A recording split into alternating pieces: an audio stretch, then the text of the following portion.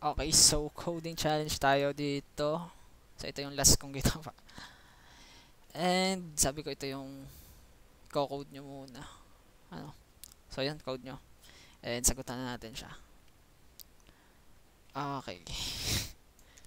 Tumagal yung video ko nung huli 16 minutes yata yun.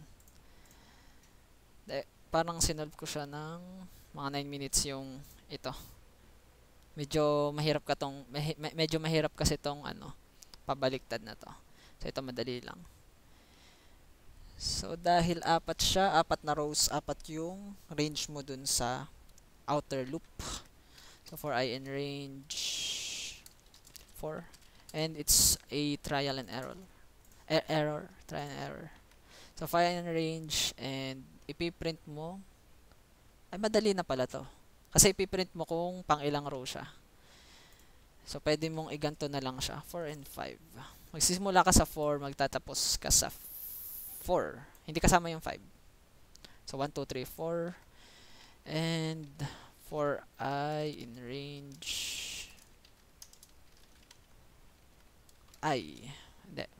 Gawin natin tong X and Y. For I in X.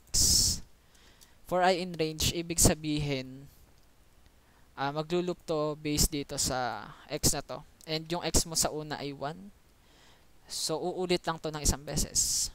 So, pag naging 2 to, uulit to ng dalawang beses. 3 and so on and so forth. Then, print mo lang yung X and is equals. And, yan. Then, tsaka mo siya ipiprint. Para lang to sa backslash mo. So, 1, 2, 3, 4. Ayun. Kung gusto nyo tong 10, ganun din yata yan. So, yun.